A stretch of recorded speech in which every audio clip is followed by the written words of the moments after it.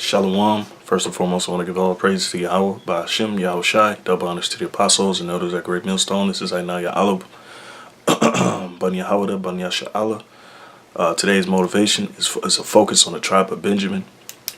Just a simple breakdown, going to Genesis chapter 49, verses 27. It's more so of not a counter, but more so towards pushing the truth, because you got guys out here that's putting doubt in the new brother's mind. You know, just because they don't feel something is right, or they can't fully understand, or they don't want to discern what's going on, simply because the Most High didn't give them the discernment. So, Lord willing, this edifies you, brothers. I'm gonna start with Genesis chapter 49, verses 1. Okay. All right. So it's like it reads this. It says, "And Jacob called unto his sons and said, Gather yourselves together, that I may tell you that which shall befall you in the last days." Okay. It says, "Gather yourselves together, and hear ye, sons of Jacob, and hearken unto Israel your father." Okay. All right. So verse 27, Genesis 49:27, it reads. It says, "Benjamin shall raven as a wolf." Now, note, take note that it mentioned that these are the things that were going to happen to the tribes in the latter times. Okay, so you got to take that into consideration. So as it reads, verse 27, it says Benjamin. All right, Benjamin from the Hebrew word, which means Banyamyan. All right, which means son of the right. Okay. Okay, so it says Benjamin shall raven as a wolf. In the morning he shall devour the prey, and at night he shall divide the spoil. Okay, all right. So the thing is, when you go into the word raven, all right, as a wolf, it means to tear in pieces. Okay, and what do wolves do before they tear into pieces? Because wolves are nocturnal creatures, meaning they hunt during the night in packs. All right, they're, I guess you could say, sociable because they hunt in packs. All right, very rarely do you see lone wolves. Okay, and that's the spiritual trait that the Lord, the Most High Yahweh, has given Benjamin. Okay. All right, so and the question still remains: what do wolves do before they raven, before they tear into pieces their prey?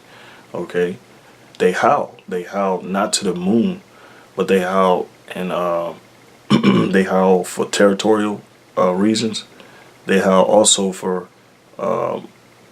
communication's sake. Okay, and they howl right before they attack their prey.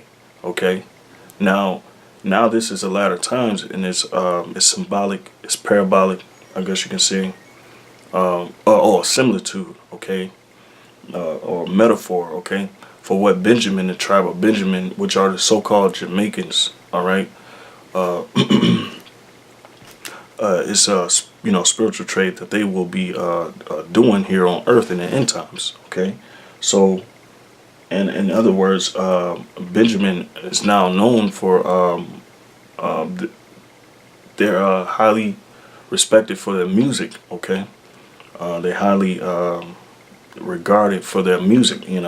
All right, reggae music, in which in in their music they always speak on Babylon. Okay, so if you compare the two, the spiritual breakdown. And as it says, it shall raven as a wolf. So how is it raven as a wolf? Because they're not tearing pieces, literally tearing people in pieces, but they're ravening through their music. All right, which is another word. When you go really deep into the word raven, you got to look up all those Salakia, those other words that match the I think it's synonyms. Okay, that match the word raven. And as you go deep enough, you run into I think it doesn't say the word utter, but basically it's the same thing as crying out. So in a sense, Benjamin through their music, they raven they raven through as a wolf through their music. Okay, because it's always against Babylon. It's always against, and they're one of the tribes, one of the number one tribes that's always, you know, crying out against the oppressor. Okay, that's what Babylon is known for. Being an oppressive state. Okay, being the so-called white man being the head of the Babylonian Empire, which we call Mystery Babylon. Okay, they're always crying out against him. Okay, so as you can see, it's not literal, it's spiritual. So it says Benjamin shall raven as a wolf. And how has Benjamin been doing that? Benjamin has been raving and through his through his music, because before they go and tear the prey apart, they howl, they call each other together, okay, and they howl against their prey, man, to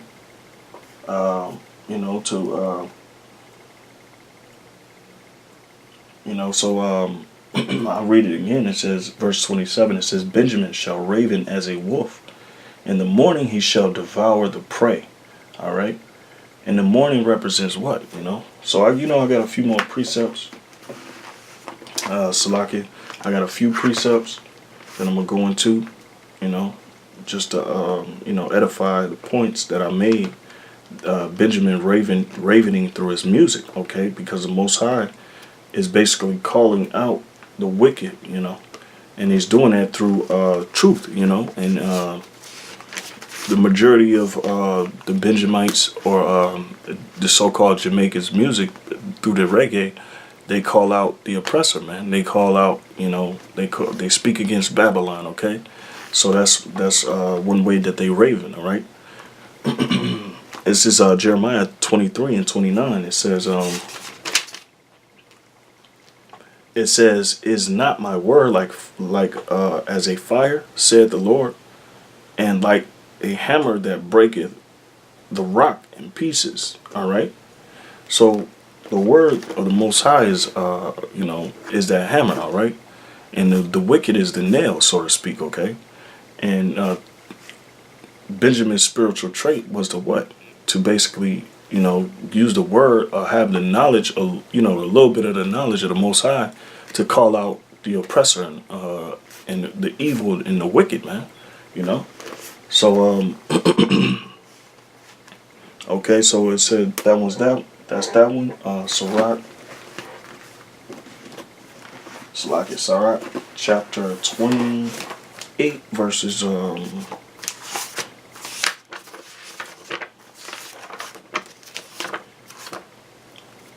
Sirach chapter 28 verses 17, it says, the stroke of the whip maketh marks in the flesh, but the stroke of the tongue breaketh the bones. Many have fallen by the edge of the sword, but not so many as have fallen by the tongue.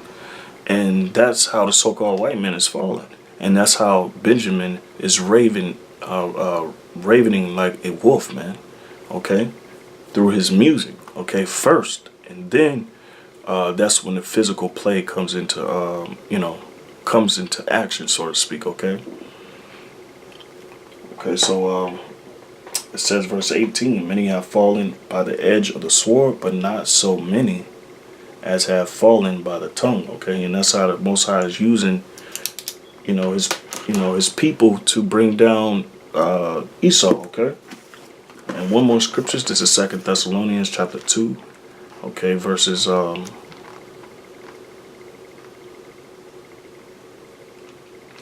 Thessalonians chapter 2, verses 7.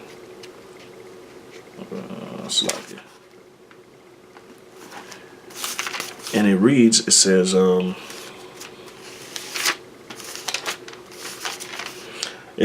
for the mystery of iniquity doth already work. Only he who now letteth will let until he be taken out of the way. All right, so the Most High is letting the so-called white man rule the earth until he be taken out of the way. Okay, but there's a process. Okay, because the Most High said, Jacob said what was going to befall his children in the latter times, and this is one of the things. Okay, this is one of the marks or the symbols that we can that we can acknowledge. Okay, so it says until he be taken out of the way, and then shall the wicked be revealed, whom the Lord shall consume with the spirit of his mouth, and shall destroy with the brightness of his coming. All right, so he's going to destroy, the mystery of iniquity, which is the so-called white man. All right, with the spirit of his mouth. All right, calling out the so-called white man on the evils that he's done throughout his history, and that he's done to the children of Israel. Okay, moreover, the children of Israel, because we're the apple of the Lord's eye. Okay, so and he says he's going to destroy them with the brightness of his coming. Okay, which when you break down the rest of Genesis 49 and 27, it's alluding to the kingdom of heaven. All right. Because that's when we're going to have power over the so-called white man, and we're going to put our feet on his neck, So it says, Genesis 49:27, it says, Benjamin shall raven as a wolf. In the morning he shall devour the prey, and at night he shall divide the spoil. All right, that morning represents the kingdom of heaven. All right, okay, because right now is our night, so to speak. We living in the dark times, all right, for our people, okay? All right, so give me just a second. All right, so we're the ones that's living in the dark times for our people, all right?